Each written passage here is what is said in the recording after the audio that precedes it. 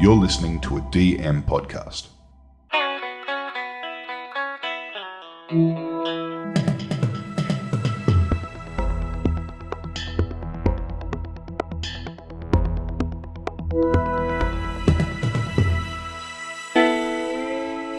Welcome back to BETOOTA Talks, our increasingly popular weekly interview podcast with the BETOOTA Advocate. We've spoken to an array of different guests over the last few weeks. We've had Giselle Kaptarian, the last hope of the Liberal Party, I guess you'd say. Yep, the last moderate. Bill Shorten was on, really teeing off, feeling free in his life after politics. Yes, a relaxed Bill Shorten. When we've had comedians, we've had the likes of Sean McAuliffe, and we've had rock stars, we've had all types. Andy Lee of Hamish and Andy's about to pop in a little bit later as well. Yeah, Andy Lee. We've been interviewing friends and acquaintances of the BETOOTA Advocate. Today's guest is a bit of a slashy, I guess they say in the industry. He's got a few different careers at different points in his life. He's a former Queensland Maroon. He's a former Sarina Croc. Is that correct? That's correct, mate. He's a physio, and he is a councillor on Mackay Regional Council. And he's a content creator. Oh, well, no, he's a content creator. I don't know. I personally don't like the title, so I doubt Marty Bella does. He is a pundit, I would say, a political commentator, and someone who's involved in politics at a local level. Thank you for joining us, Marty Bella. Hey, mate. I prefer influencer. Influencer. Influencer. No, influencer. Yeah, look, we've got you on. It is Origin time, but we probably won't spend too much time talking about Origin. I think Queensland, in front of 50,000 screaming Queenslanders sold out on Wednesday night against a Blues team that's just changing around the clock, revolving door kind of thing. So I don't think we need to spend too much time dissecting that really, because I will ask, Marty, you were, I wouldn't say you were part of the infantile state of origin kind of cohort. You weren't the earliest days, but you were certainly there when it was really kicking off. What did it feel like to run out into a sold-out Lang Park? Oh, it was always interesting. It's sort of one of those feelings, I suppose. It's like running 2 or 3 inches above the grass. Okay. That's the best way to describe it. And I don't follow it a whole lot anymore. I watch every so often to watch the game rather than support a side. And I've got old man's disease. I tend to fall asleep halfway through. But what I do miss a little bit, and I know this is just an old man, is they come off the paddock looking as clean as they went on. Yeah. In our days, like the grass was less manicured. It was mud and blood and dirt. Yeah. And that. Yeah, I kind of yearn a bit for the old days like that. That's all. Yeah, the jerseys were a little bit looser back in your day as well. Oh yeah, I would not in any way have looked good in modern jerseys. Now, Marty, how would it compare? As you said, you're running about 3 centimetres above the grass out there on Lang Park. Is that comparable to your first reel on Facebook getting 100,000 views?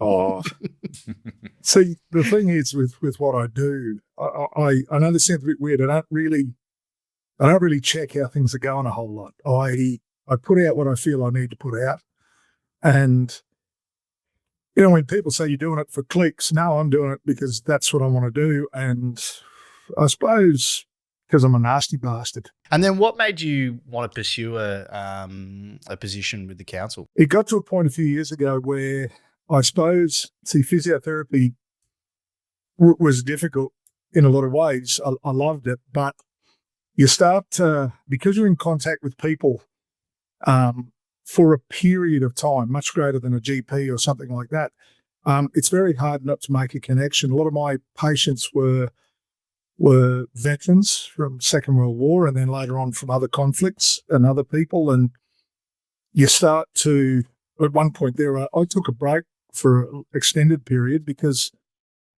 some of them die, and they do die, and they die in some are glad to go and some don't want to go. And it's horrible, and it started to tear the guts out of me. So I took a break, and then ultimately I thought to myself, if everyone was like me and ran away, who'd look after these people?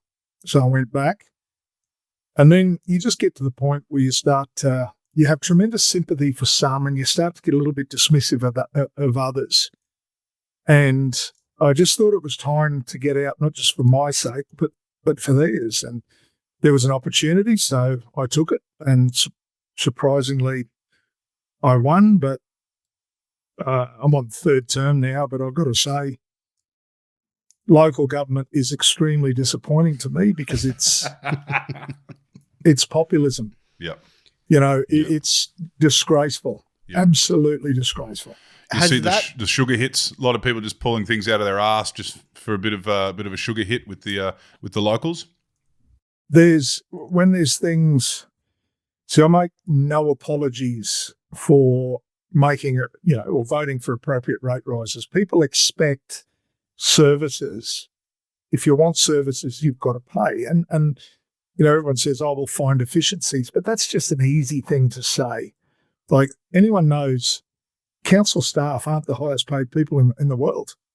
They're actually residents of the region themselves paying rates. You can't flog them. And see, this is probably why my views, I've always had what I call conservatism with a conscience. And I think in later years, I started to realise just how many people didn't have that conscience. And this is particularly manifest at the moment. So to me, that's why I started calling what I do the sensible Senate. I don't care whether you're a Labor voter or a Conservative voter, but my view is we pretty much want the same things, just a different way of going about it. The people over in the extreme, I'll put it bluntly, the racists, the misogynists, the you name all the ists, mate, I can't stand them. And I have people saying, look, they've just been misled. No, you're an adult. You make your own decisions. If that decision is shit, well, bad luck. You won't have me on site. If you were to listen to the Australian media coverage of the rise of One Nation, you would be led to believe that your part of the world are there, bells on, One Nation voters. Does it feel like you're in the heartland? Well, from my point of view, no, there are a lot of people up there. But see, we had this experience with One Nation, right back at its inception. There was a One Nation MP up the road. And to be honest, we had a One Nation MP in my electorate in a state sense only 2 terms ago. What was his name? 1 term ago for what was 2 his name? terms. Was it Steve? Stephen Andrews. Steve Andrews. Complete nutter. Like, this is a man who was found lying tired and emotional at the bottom of the parliamentary lift time and again, had to apologise from Parliament. I actually had to go to the police to stop late night abusive phone calls. And when I appealed to Pauline Hanson, Malcolm Roberts and James Ashby to get him to stop, I got nothing. So this is the standard of them. I actually got threatened by James Ashby prior to an election where I said that I could not vote for someone that had to apologise to Parliament twice. I received a text saying, do you want our solicitors to contact you directly or your solicitor? And I said, I've got the transcripts. I'm ready. Bring it on. Are you ready? And I never heard from them again. So don't challenge me. It's not a good thing. Yeah, no, don't run the ball at Marty Bella. We learnt that 30 years ago. Now, sorry. Marty, I want to know what are your thoughts on One Nation as a Queenslander? I'm making assumptions here. I'm stereotyping on your last name, but I imagine your family come from good sugarcane stock. You obviously got a migrant background. You're a Queensland Origin legend. You are basically what these parties, and One Nation aren't the only ones doing this. You are what they appeal to, what they want to present themselves as more Queensland than Queensland. How do you feel about One Nation? They're a disgrace. They're an absolute disgrace. They farm grievance. They have no real solutions. Their policies, we've sat down and read through them, not just me, a number of people, their motherhood statements that a 7-year-old could write. They're a mob of crookers. They refute, top of the range science, or they try to refute. And And I just can't stand, like I always say, when someone's pointing at a group and telling you that they are the cause of your problem, heaven help you when that group's out of the way, they've still got the problem because they're going to be looking for someone else to point at, and that could be you. And I've got to laugh. You know, we talk about this monoculture. I've done any number of clips on this sort of thing, monoculture, multiculture. And there's a thing getting around saying that Australia was a successful monoculture between 1901 and 1973. Now, what people don't realise, many people don't realise, is that was the White Australia policy. And it's not just how we are portrayed overseas. Like, one of our biggest trading partners up there is Indonesia. Like, they're majority Muslim. Where would we be? But the thing is, how did migrants in this country feel during that period when basically they were being told that everyone that was like them wasn't worth letting in? So you don't think they didn't feel like second-class citizens? I know my grandparents did. Yeah, I want to talk about the Italians up that way. Chris Afuli, now we've got Wade Chiesa in the Queensland State Parliament. Of course, Qatar had Nick Demetto, same stock, I guess. I mean, you've all got different beliefs and you're members of different parties, but I guess you're from the same migrant wave in many aspects. I want to talk a little bit about those experiences that the Italians faced. Was it post-White Australia policy? They were effectively not being paid the same as, the other workers in the cane fields and on the railroads. There was an indentured aspect to it. My grandfather moved out from Italy. He moved to Victoria. He was a shoemaker, and he started work as a cutting timber. So a big change for a man. He was about 5'2", only a little fella. He worked there for a while. Him and another bloke had bought a horse and a cart sort of thing to deliver stuff. They left that, they gave that away and moved up north to work in cane fields. It was 7 years before he could bring my grandmother and his first child out. They worked up here, started a farm. I can remember sitting with my grandmother. She lived to 102. And I can remember sitting with her in her later years at her place, and she started talking and she got really upset. And she talked about how tough they'd done it, not only in Australia, but back in Italy. And she talked about during the First World War being a refugee and seeing people eating dead soldiers on the side of the road. And that's not that long ago. Then coming to Australia, and the Anglos used to treat them, to put it bluntly, like shit. Because everyone wants to find, well, decent people don't, but they want to find someone they can punch down. They want to convince themselves that there's someone, as bad as I am, there's someone worse. And there's a phenomenon at the moment, and you'll see it with, I've got no time for Qatar either, but characters like Bob Qatar and people with ethnic backgrounds that are on the side of one nation. It's called the drawbridge phenomenon. And that is, I'm here, so we draw up the drawbridge so that no more come. And it stems from two things. One is I'm trying to prove that I'm one of the good ones here. And two, I don't want them coming over here getting a piece of what I've got. And I think it's, well, to be honest, selfishness is in all ethnicities. Do you think you'd be able to espouse these views, Marty, with such confidence if you didn't have the stature of someone who'd played Origin football? Do you feel like you're kind of in a position of privilege a little bit, that people will shut up and listen to you because you've proven yourself on the football field? It works both ways, mate. I'd be saying what I say anyway. Like, it doesn't really worry me. Obviously it's a bonus when people listen, but yeah, someone needs to speak out. So yes, I'm an oddity, because I'm supposed to be a brain dead, and I get that 30 or 40 times on everything I post. Things like stick to farming, or too many hits in the head, or, and all that sort of bullshit. Because I think stereotyping is easy. It doesn't challenge you, does it? Like, you can just label all of these people as one thing. So because I'm a footballer, I must be dumb. But it takes a little bit of intellectual agility to be able to look at a group of people and realise that they're not a homogenous mass. That's the problem with One Nation. I'll bring it in a circle here. They look at a group of people of a certain colour, sexuality or whatever and say they're bad.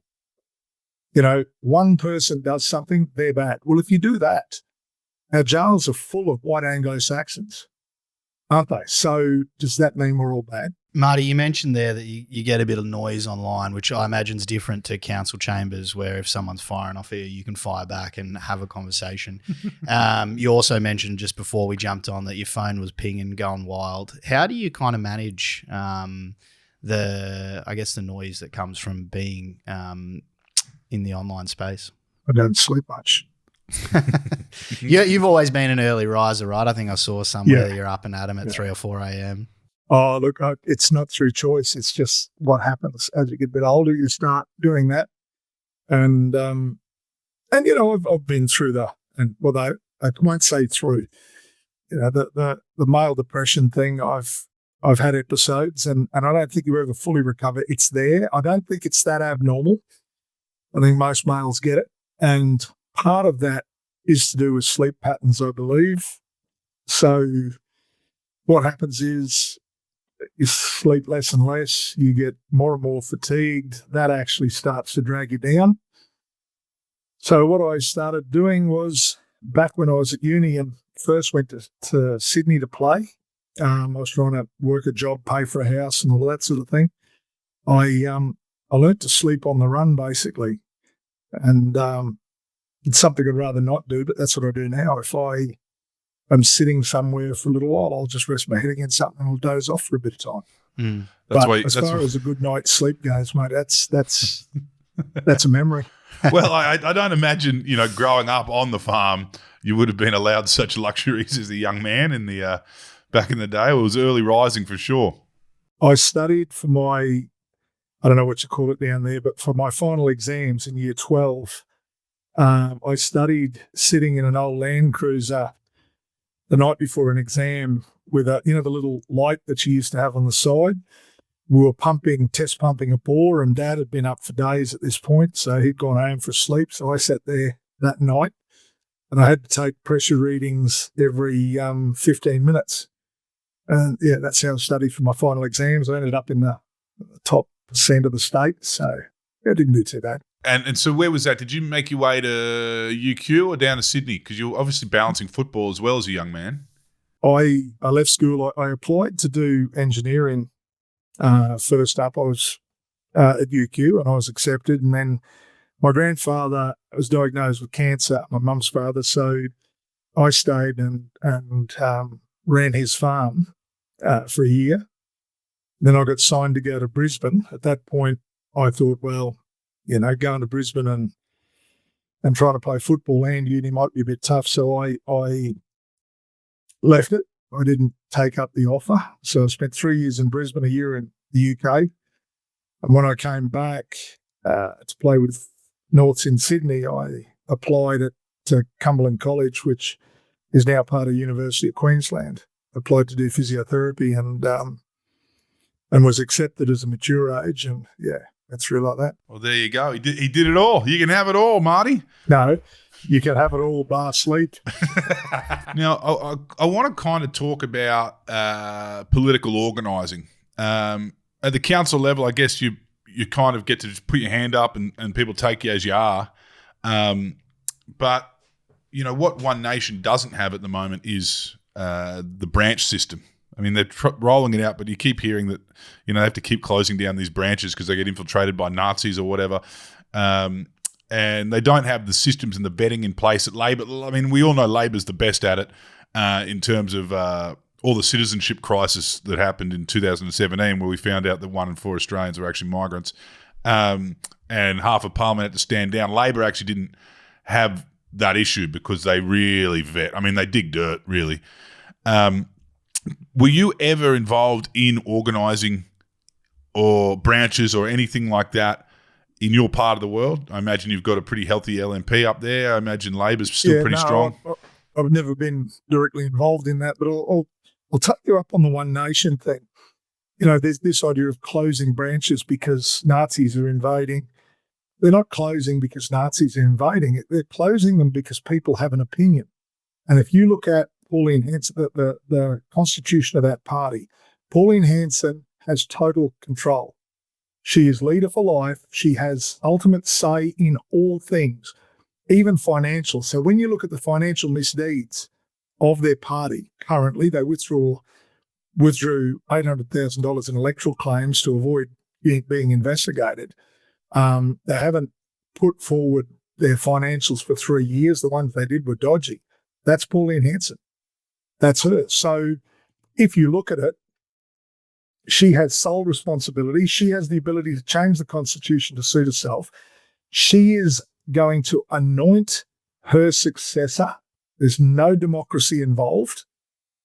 And then that successor, when they step down, it goes back to democratic elections. But what you've got to look at is the successor then has control of the constitution and could change it such that it is a continual process of nepotism. Now, that's why they're closing the branches, because all of a sudden someone gets in and they have a slightly different opinion. They can't be kept under control. We've got to close it. This is not democracy. It's totalitarianism. So what I've heard is, and what you've just dispelled there, that Nazis are taking over their regional branches, is actually me falling for One Nation propaganda. That's the way they would dismiss the closure of a branch. Oh, there's Nazis in there, we have to shut it down. But really, someone was clashing with Pauline. That's pretty right. Look, I don't doubt at all there's Nazis there. I mean, if you look at it, bloody up at that rally in Townsville, see, I've got the same opinion of Caddis. Seriously, no time whatsoever. And Nick DeBetto, who's now the mayor of Townsville, stood there and spoke in front of 4 blokes in completely black attire. They handed him the microphone.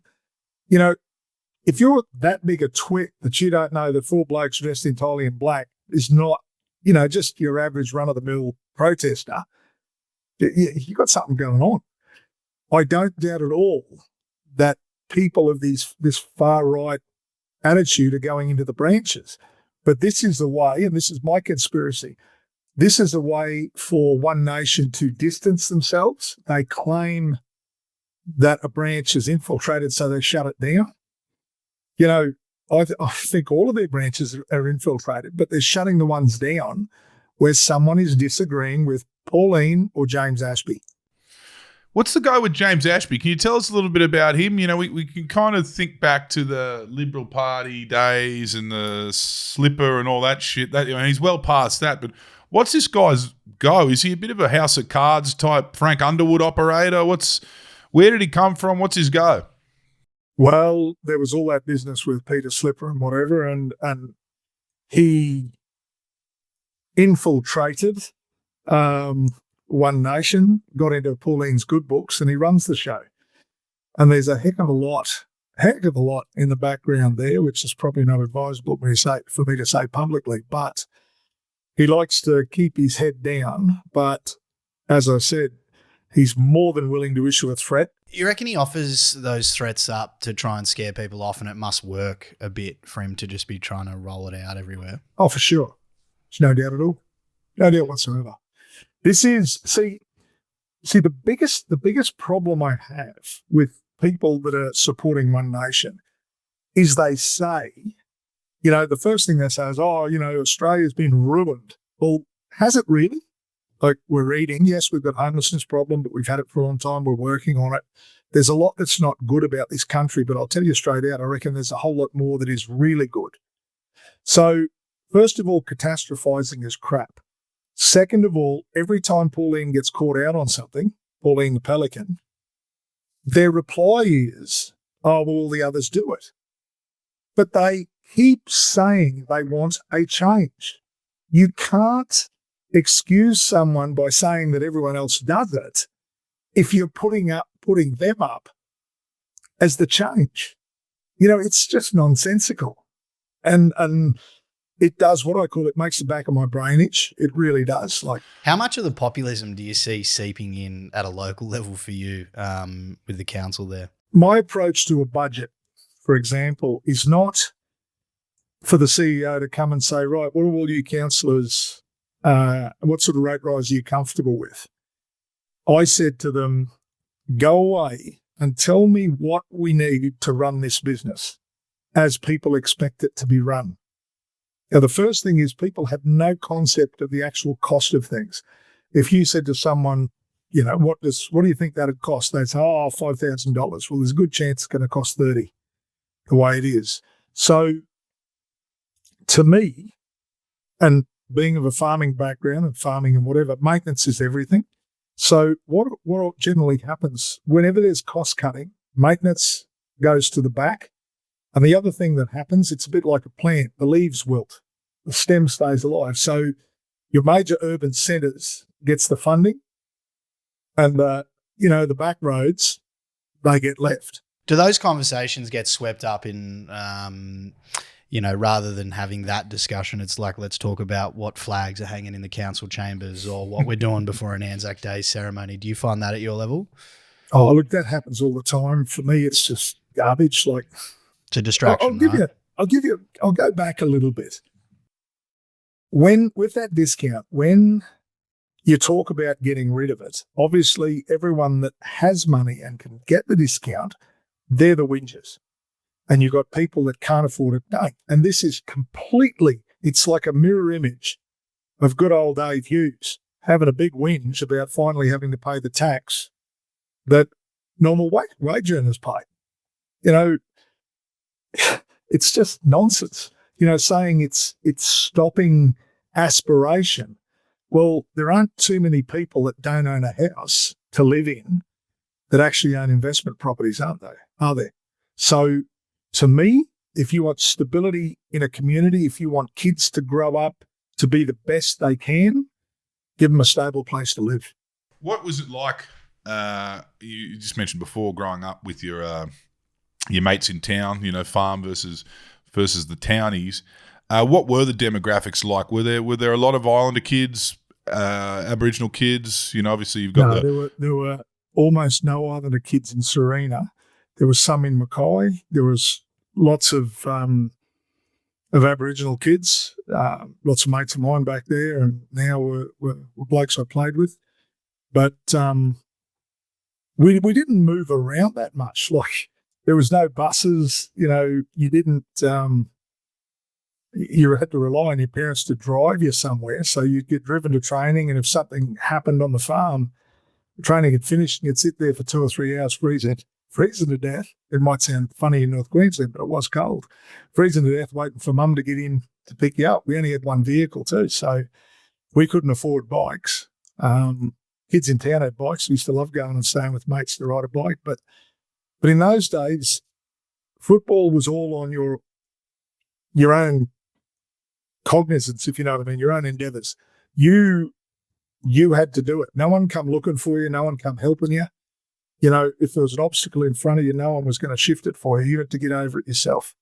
And it's a bit different nowadays, I suppose. I don't know if it's better or if it's just different. I don't know. Yeah, so nowadays that kid that's on the farm, the NRL knows about him at 12, 13 years of age before they have to kind of, go through those 7 steps you just mentioned to get to Polly Shield. I believe that sort of thing has ruined, this is a strong belief I have, it has ruined bush footy for the simple fact that some kids, when they're anointed, they become difficult to coach. It's just natural that you start to think you know more than you do. But the other issue is that, many years ago, the crowd watching a local game is family, it's friends. Now, there was also a possibility that a guy well into his 20s could make a rep side, do the steps and end up playing for Queensland, like Rowan Hancock was a classic example. He was in the Queensland countryside that I made. Made it from the bush, blokes like that. Nowadays, if you haven't made it by the time you're sort of 19, you might as well give it away. Now, these blokes go away, they come back, they've done their dash. There's no point playing footy anymore. There's no chance of making it. So they drop out. And when they drop out, you lose their families. And, the younger brother might not even play football. He might go and play soccer or something else. Marty, I want to talk now about some of your pet causes. You obviously, you advocate for different things. Obviously you play the issues that pop up in front of you, whether that's in day-to-day life or in council. But I'm sure there's things that just you champion, and I'd like to hear about some of them. At the moment, something that's dear to my heart, well, there's a number of things, but dear to my heart is, and I spoke in the inquiries leading up to bringing the voluntary assisted dying in. And I think I had reservations. I wasn't against it, but I had reservations. I think it has been brought in and it's a great thing. It's got some holes in it. It's very difficult for people that live in the bush to access it. But the thing that I truly believe is we need to extend it to include dementia. It is close to my heart. One of those mistakes I made that I spoke about earlier, where I became subjective rather than objective, was with my mother. She died of dementia, and she probably died 4 years after she should have. And it was horrific. And, of course, in my case, I referenced it before, the hits in the head, I worry about it. But the reason, what they do is person has got to be of sound mind to say, I want to go. And this is why dementia has been left out of it.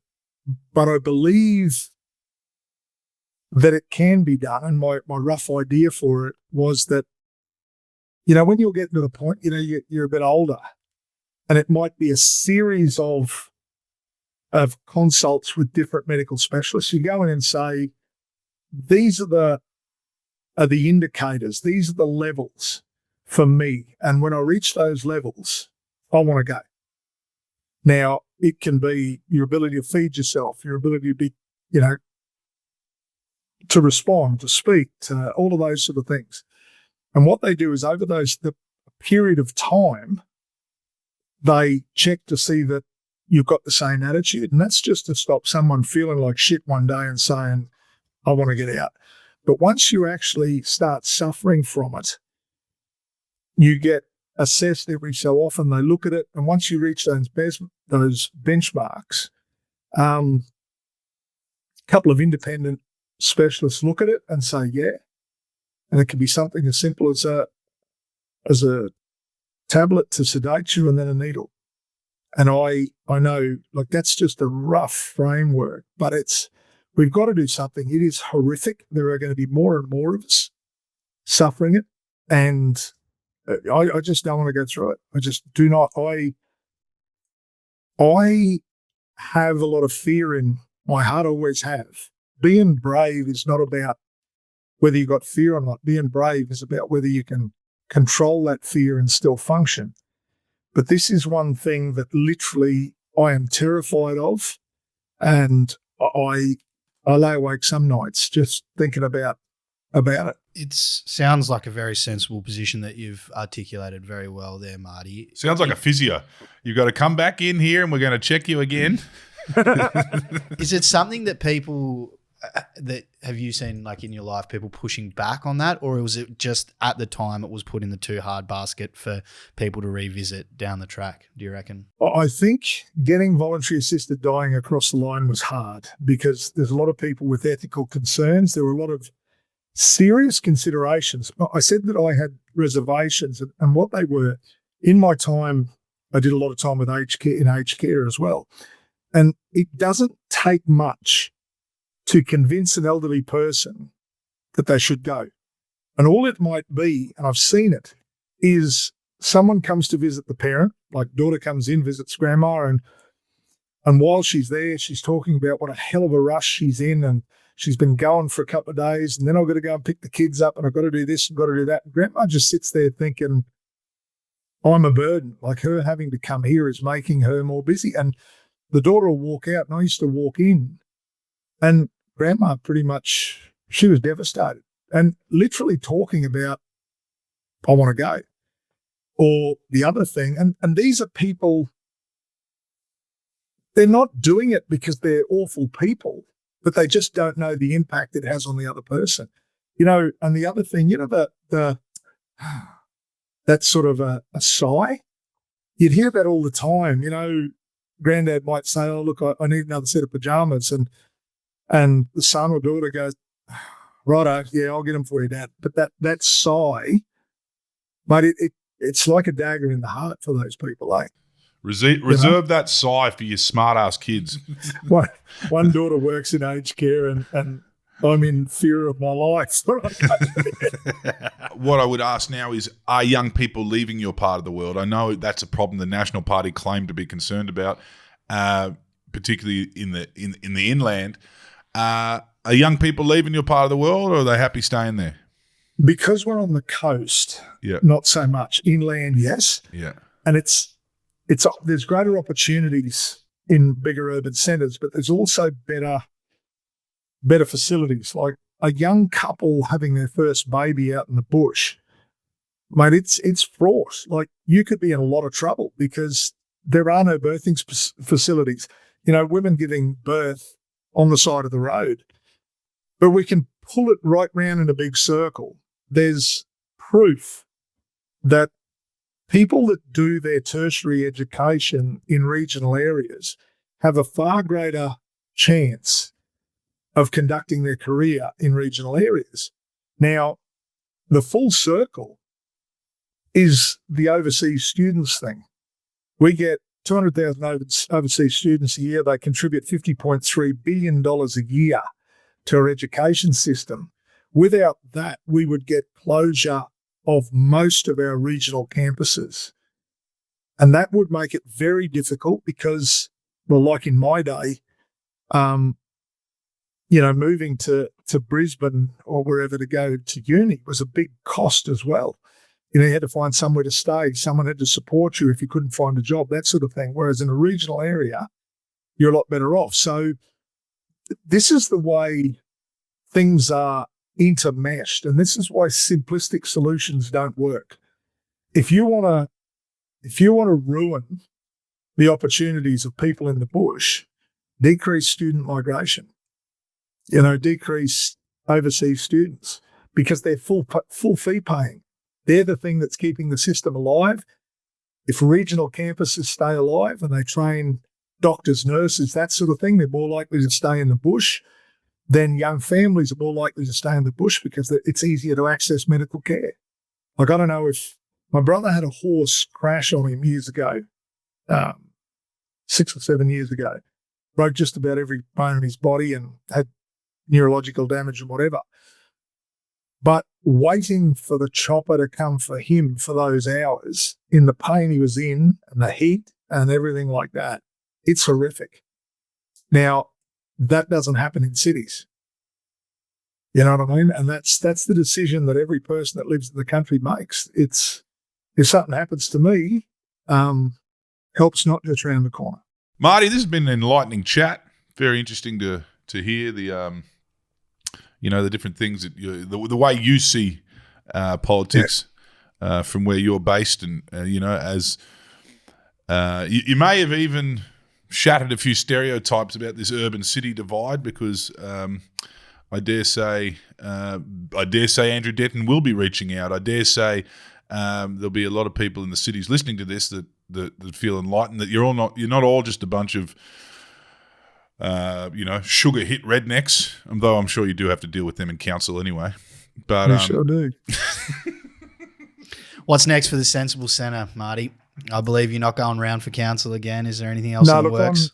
Everyone sort of says, "Oh, you're going into politics," and blah. Well, I'm already in there at a local level, but no, I'm not. What I want to do really is become a voice of, or have the group become a voice of reason. And I sort of say it's a bit like, playing tennis. The Sensible Centre is that tennis court, and it's got people that vote Labor, and it used to have people that vote Conservative, but in my eyes, the Liberals are trying to out one nation. And to be honest, I can't accept that. My own ethics and morality won't accept, the way they're going. But the way I want a choice in the centre. I want to be able to decide on the player on either side of that net. And I keep saying to people, your opposition is not the person on the other side of the net, because they're a fellow tennis player. Your opposition are the idiots up in the back row that are half charged and throwing cans on the court. And that's the Pelican Party. Well, as we wrap up here, Marty, is there anything else you'd like to say about the current political landscape and the exciting and inspiring direction we seem to be heading in? Look, the only thing that I would say to people, the takeaway is that catastrophizing helps no one. You know, to say the country's ruined and this and that, no, it's not. And to say that a politician, you know, is worthy of hanging because they've committed treason, and we see that all the time. Well, have you even read the definition of treason? You know, it's worth going and have a look at. But the other thing is, I always reckon, have a look at where the money's coming from. Now, if it's coming from somewhere in Australia, that may not be admirable. But if it's coming from overseas, that is never admirable. It's almost treason. It's almost treason. I was waiting for that. Thank you very much. Thanks for joining us today, Marty Bella.